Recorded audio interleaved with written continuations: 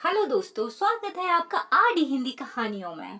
अब हम शुरू करते हैं राजा पाशुकी व राजा परीक्षित की कहानी भाग 6। अब राजकुमारी निहालदे राजकुमार परीक्षित से वापस लौटने का वादा कर नागलोक की ओर चल दी।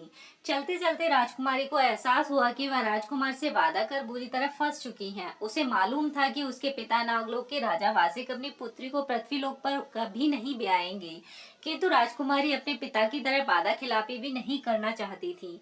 इस समस्या से निजात पाने के लिए राजकुमारी के मन में एक योजना ने जन्म लिया, एक ऐसी योजना जिसने राजकुमारी के उदास चेहरे पर खुशी की चमक ला दी थी। इसी योजना के साथ राजकुमारी अब नागलोक पहुंच गई। अपनी पुत्री को आता देख राजा वासिक व रानी काफी प्रसन्न हुए और अपनी पुत्री के बहादुरी का गुणगान गाने लगे, जो पृथ्वीलोक के झालर कुएं से अकेली पानी भर लाई थी। कुछ देर बाद राजा वासिक खुले चौक पर पटला डालकर बैठ गए और बोले, पुत्री, अब जल्द से जल्द हमें इस पवित्र जल से नहला दो ताकि हम जल्दी स्वस्थ हो सकें और इस रोग से छुटकारा पा सकें। दोस्तों, अब वक्त आ चुका था जब राजकुमारी को अपनी योजना आगे बढ़ानी थी। अपनी योजना के अनुसार राजकुमारी ने अपने हाथ का अंगूठा राजा वासी के माथे पर रखकर सारा पानी सिर पर डाल दिया और मटकी को जानबूझकर फोड़ दिया। अब पानी राजा बासी के पूरे शरीर पर पहुंच गया, लेकिन माथे पर अंगूठे के नीचे नहीं पहुंच पाया। यानी बाकी शरीर स्वस्थ हो गया, किंतु राजकुमारी के अंगूठे के कारण माथे का हिस्सा वैसा ही रह गया। चूंकि राजा बासी को इसकी भनक नहीं थी और वह स्नान करके काफी प्रसन्न हुए, लेकिन जब उन्होंने आईना मंगवाकर अपना चेहरा देखा तब उनकी नजर उस निशान की ओर गई जो उनके चेहरे पर काफी भद्दा दिख रहा था। चूंकि निहालदे ने वह निशान जानबूझकर बचाया था, क्योंकि राजकुमारी की योजना यही थी ताकि राजा वासिक उन्हें दोबारा पानी लेने के लिए पृथ्वीलोक भेज सकें।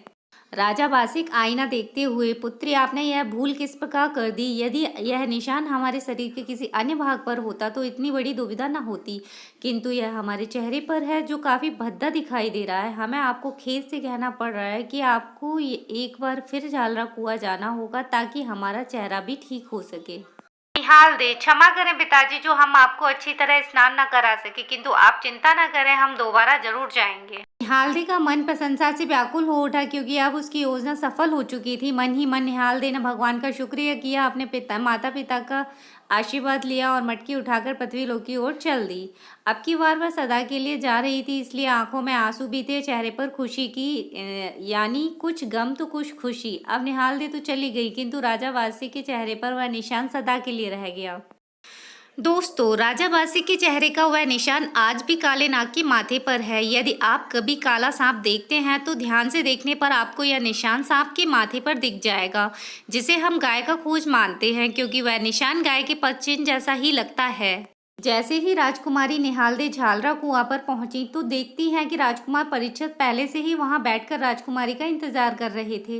राजकुमार परीक्षित ने जैसे ही निहालदे को देखा तो उनका मन प्रशंसा से व्याकुल हो उठा और एक खुशी की लहर पूरे शरीर में दौड़ पड़ी। दोनों ने दौड़कर एक दूसरे को गले से लगा लिया। निहालदे आंखों में आंसू लाते हुए, राजकुमार, मैं आपके लिए अपना सब कुछ छोड़ आई हूँ। अब आप मुझे जहाँ लेकर चलेंगे मैं आपके साथ वहीं चलने के लिए तैयार हूँ। राजकुमार परीक्षित निहालदे को लेकर अपने महल में आ गए, जहां खूब जोरों शोरों से उनका स्वागत किया गया। राजा पारिक भी अपनी पुत्रवधू को देखकर काफी प्रसन्न हुए।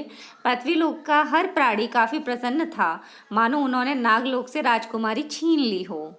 वहां दूसरी तरफ राजा वासिक को इंतजार करते हुए सारा दिन बीत गया। धीरे धीरे रात होने लगी। अब राजा को एक गहरी चिंता सताने लगी थी। आखिर क्या हुआ होगा हमारी पुत्री के साथ? एक अनजान भय से राजा कांप रहे थे।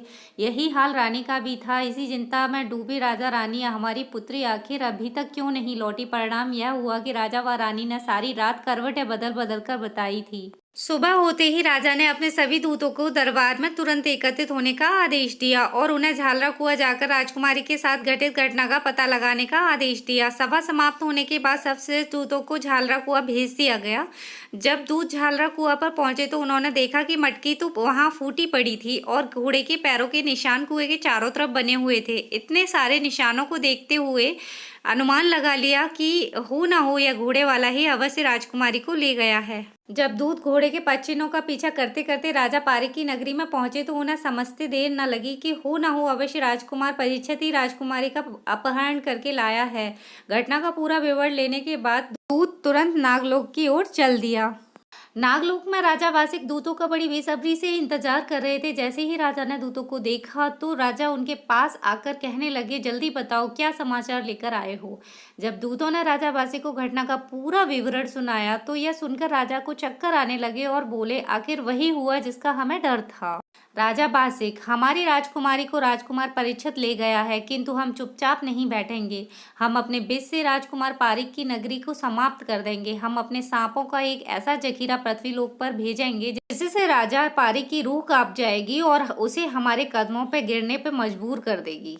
राजा बासिक ने नागलोक के सभी शक्तिशाली नाग योद्धाओं को तुरंत दरबार में हाजिर होने का हुक्म दिया। महाराज का हुक्म सुनते ही सभी नाग योद्धा दरबार में एकत्रित हो गए। राजा बासिक ने 7 पान का बीड़ा सभा के बीच में डाल दिया और बोले, जो भी योद्धा हमारे दुश्मन को परास्त कर हमारी राजकुमारी को सुरक्षित हमारे पास ले आएगा, वह इस 7 पान के बीड़े को खाए। लेकिन 7 पान के बीड़े को खाने की किसी नाग योद्धा की हिम्मत नहीं हो रही थी। आखिर बीड़े का पान कुम्हलाने लगे थे। योद्धाओं का यह हाल देखकर राजा बासिक आग बबूला हो गए और बोले, आखिर भूरिया तुझे क्या हुआ है? क्या तेरे भुजाओं में वह पहले जैसा बल नहीं रहा? क्या तेरे शरीर में सारा विष सूख चुका है? क्या तू भूल गया है कि तूने बड़े से बड़े योद्धाओं को परास्त किया है? चूंकि भूरिया नाग समग्र नागरों में सबसे शक्तिशाली था और नाग योद्धाओं में सबसे बड़ा नाम भूरिया का ही था, इसलिए अपने बारे में ऐसी जल्लीकटी बात सुनकर भूरिया को गुस्सा आ गया और वह क्रोध में खड़े होकर पान का बीड़ा चबा गया और बोला, महाराज आप चिंता न करें, मैं राजा पारिक के पूरे खानदान को ही यमलोक पहुंचा दूंगा और राजकुमारी को सही सलामत वापस लेकर आऊंगा। यह कहकर भूरिया नाग राजा बासिक को प्रणाम करके पृथ्वीलोक की ओर चल दिया। क्या भूरिया नाग राजकुमारी को लाने में सफल हो पाएगा? जानने के लिए देखें भाग 7। Please like, subscribe and share. धन्यवाद।